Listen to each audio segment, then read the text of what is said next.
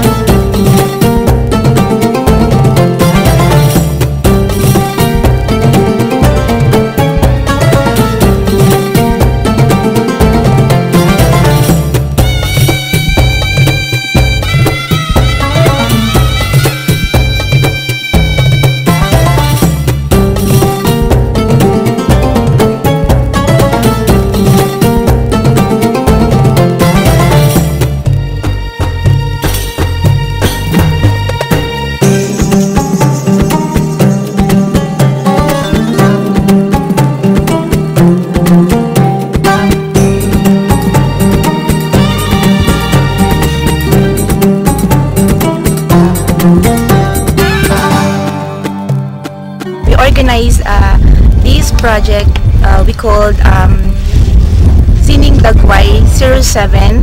It's an art, environment and music festival for all the mountaineers. So we put up this project para to protect our culture, which we know that our group, we have an adapted community in Aswak, which is the Kalanguya tribe. It is in Benguet. So we're doing this for the preservation of their tribe, and as well as to give them some assistance and for their needs sa kanilang mga schools. Ang main goal talaga ng group is to be aware of the present environment, the awareness in the environment, and our music. Kasi medyo nakakalimutan na ng lahat sa atin about our past pinanggalingan natin, what we had started in terms of music and also the culture. Ito kasi na-invite kami nila Mel Araneta, LKK. Kaibigan kasi kami, musikero rin siya, tsaka artist. Naikwento ko sa kanya dati yung tungkol yung ginawa naming akyat sining sa Cavite naman. Umakyatin kami ng bundok, nagkatugtugan, mga nagpinta. So, siguro doon din na pattern, kinausap niya ako tungkol doon at interesado nga sila na magkaroon ng ganitong kaganapan dito sa Gulugod Baboy. So, nung inimbitahan kami, sumuporta naman kami. Nag-mobilize din kami ng mga delegates galing Cavite. So, marami rin kasing musikero sa Cavite na-engage din sa ethnic instruments. So, ayun, kapag suporta kami dito, tinulungan din namin sila.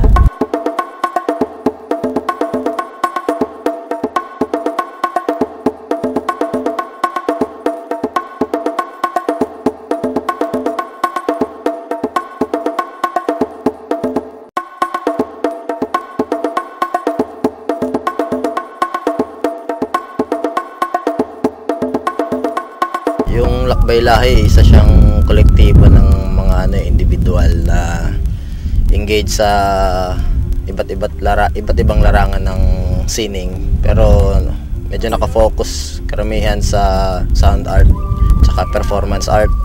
So mga musikero at tsaka mga mananayaw.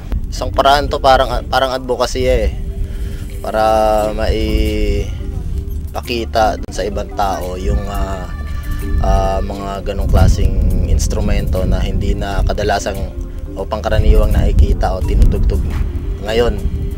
Mas familiar kasi tayo, karamihan mas familiar sa conventional na instrumento, halimbawa electric guitar, bass, mga ganon.